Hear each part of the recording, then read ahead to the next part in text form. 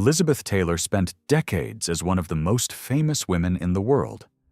The beauty, the diamonds, the scandals, the marriages. Hollywood built an entire mythology around her name.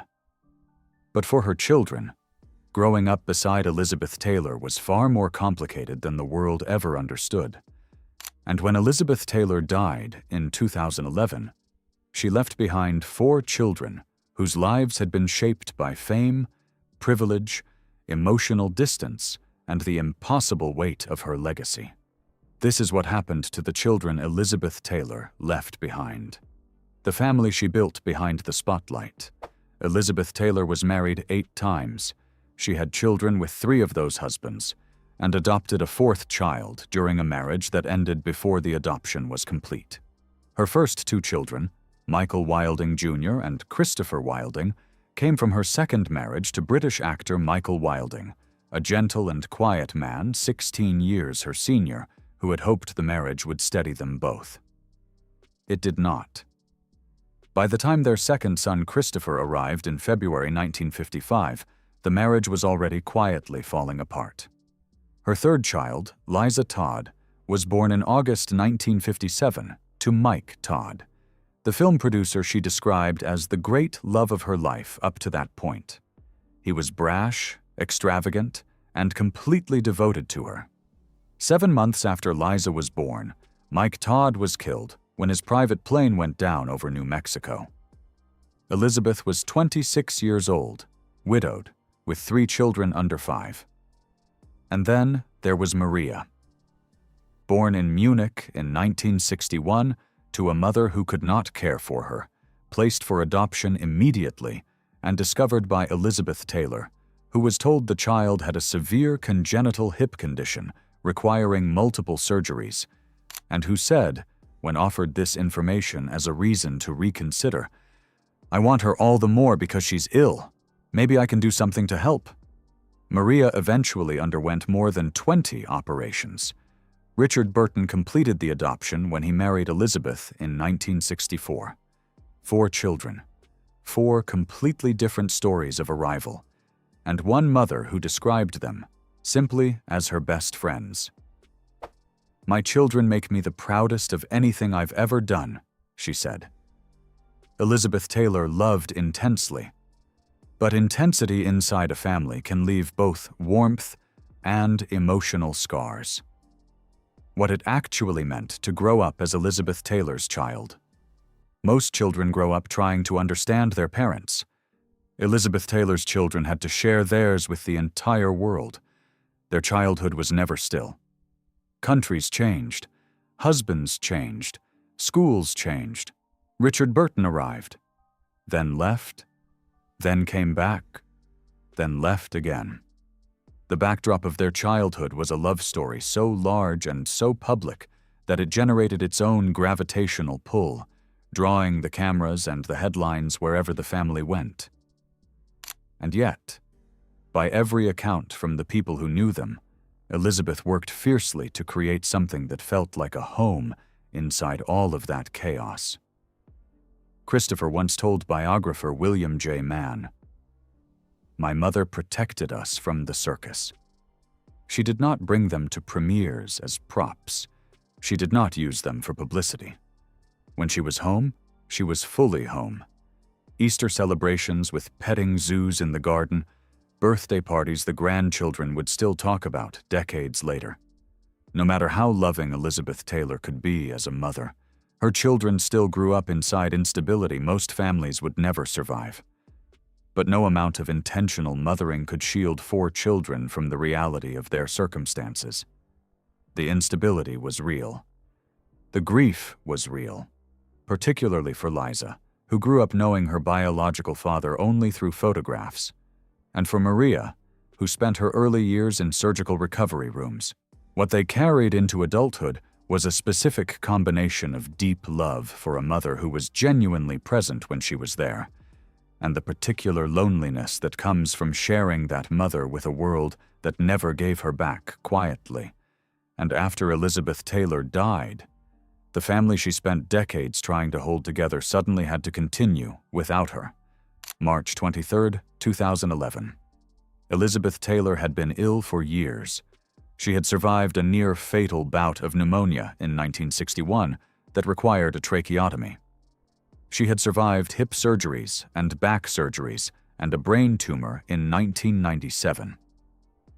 She had survived decades of dependence on pain medication that had begun with the physical injuries accumulated during her years of filmmaking. By the time her health began its final decline, her body had been through more than most people could imagine. She died on March 23, 2011, at Cedars-Sinai Medical Center in Los Angeles. The cause was congestive heart failure. She was 79 years old. All 4 of her children had gathered around her in the preceding days. They had said what needed to be said. The public reaction was immediate and enormous. Tributes from every corner of the world, front pages in every language, the particular grief that arrives when someone who has been a presence in the culture for so long is suddenly gone. For the public, Elizabeth Taylor's death marked the end of a Hollywood era. For her children, it was something far more personal. They had not lost an icon. They had lost the woman who made birthday parties feel like events, the woman who kept her door open, the woman who had said more than once that her children were the thing she was proudest of. Not the Oscars, not the diamonds, not the films. Now they would have to carry that without her. Michael Wilding Jr., the son who found Stillness. Michael Wilding Jr. had a brief acting career in the 1980s. He was working. He was visible in the industry his mother had made legendary. And then, quietly, he stepped away. He became a sculptor. He settled in Santa Fe, New Mexico, as far from Hollywood as a life can get while still being connected to it. His gallery bio reads, "I'm very moved by the shapes that occur when earth, wind, and water have their way with the environment." While the world stayed obsessed with Elizabeth Taylor's legend, Michael quietly built a life that looked nothing like Hollywood. His daughter Naomi told the Today Show in 2021, "She had an idea that she was responsible for raising the younger generations of the family. It was important to her that she instilled those values in us too." His 3 children all continue their grandmother's work with the Elizabeth Taylor AIDS Foundation. Tarquin remarked to Town & Country in 2017, "We admire my grandmother for her boundless generosity, and I believe that we all feel grateful to be able to honor and continue her legacy." Christopher Wilding, the son who kept her Oscar. Christopher Wilding was born on February 27, 1955, the same date as his mother. He worked behind the camera in the sound department, with credits including Tombstone, Overboard, and The Shadow. He built a career defined by precision and craft, almost entirely out of the public eye. After Elizabeth's death, Christopher made one decision that says everything about the relationship they had. He took possession of his mother's first Oscar, the one she won for Butterfield 8 in 1961. He told The Hollywood Reporter, "I'm thrilled to have the Oscar. She was so beautiful, some people tended to overlook her great acting chops." He displays it on a bookshelf in his living room. Not in a case, not on a mantle, on a bookshelf, where it lives beside the ordinary objects of a life. He also revealed that Elizabeth had let the children play with her Golden Globes when they were young, but never with her Oscars. The Oscars were different. They were protected.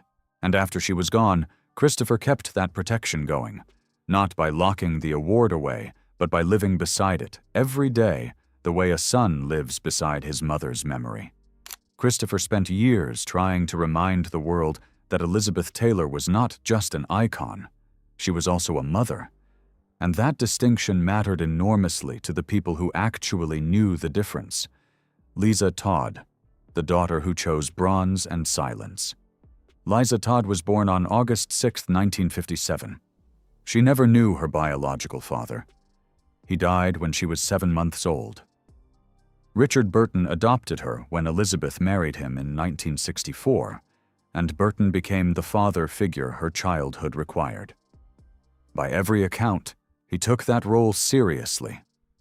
Liza grew up on film sets and in Swiss boarding schools, with a mother who was one of the most discussed women in the world, and a stepfather who was one of the most talented actors of his generation. She watched all of it from a careful distance, and then she stepped away from performance entirely to find her own language. She studied sculpture in London and Los Angeles. She became known for her equestrian work, large-scale bronze horses, including a celebrated piece dedicated to the Champion Racehorse Secretariat. She has lived for many years in upstate New York, away from the press, in a life that looks nothing like the one she was born into. Some of Elizabeth Taylor's children chose distance from fame rather than proximity to it.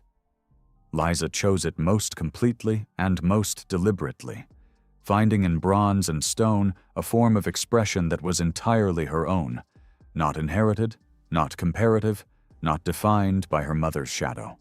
Her son, Quinn Tivey, carries the family's philanthropic work forward as a trustee of the Elizabeth Taylor AIDS Foundation. Maria Burton, the daughter who disappeared quietly. Maria Burton is the youngest of Elizabeth's 4 children, and the one the public knows least about. She was adopted at 3 years old, after more than 20 surgeries, by a woman who had been told about her medical condition and said she wanted her more because of it. Maria initially pursued fashion design and modeling, but eventually retreated to a quieter life. She has lived in Idaho for many years. She is a philanthropist and clothing designer who supports the Elizabeth Taylor AIDS Foundation without seeking attention for it. Her story is in some ways the quietest and the most remarkable. She arrived in the world with a broken body, no family, and no certainty. She was found by one of the most famous women alive, who chose her deliberately, fiercely, and without hesitation. And she built from that foundation a private life entirely on her own terms. Maria's daughter Liza works in social work in New York City, at the Department of Child Protection, carrying something forward that has nothing to do with glamour and everything to do with the values Elizabeth Taylor passed down through her family. What Elizabeth Taylor actually left behind. The world inherited Elizabeth Taylor's legend. Her children inherited the emotional reality behind it. After her death, her estate, estimated at around $600 million, was distributed among her children, grandchildren, and several charitable organizations. The Elizabeth Taylor AIDS Foundation, which she had established in 1991, became the primary vehicle through which her descendants continued the work she cared about most. But what her children carry is not primarily financial. It is the specific memory of a woman who was, by their own account, genuinely and particularly present when she was there, who let them play with her Golden Globes but kept the Oscars out of reach, who created Easter petting zoos in the garden and birthday parties the grandchildren still talk about, who kept her door open through 7 marriages and 4 different fathers and 100 different countries. Elizabeth Taylor's own description of her children was simple and specific. She called them her best friends. And in the years since her death, each of them has found their own way to honor what that meant. In bronze sculptures in upstate New York, in a bookshelf in California with an Oscar on it, in a social work office in Manhattan, and in a quiet life in Idaho built on the foundation of a woman who chose her before she could even walk. The legacy that outlasted the glamour. Elizabeth Taylor spent her life surrounded by cameras, headlines, and global attention. But after all the fame faded, what remained was a family still living beneath one of Hollywood's most powerful legacies. Some of her children embraced parts of that legacy. Others quietly stepped away from it. But all of them carried the experience of growing up beside a woman the world never stopped watching. Because sometimes, the children of legends spend their entire lives trying to separate the public icon from the private parent. And sometimes the greatest inheritance isn't fame at all. It's the memory of who that person really was when the cameras disappeared. Out of Elizabeth Taylor's 4 children, whose story affected you the most? Let us know in the comments. We read every single one. If this story moved you, please like and subscribe so you never miss another one.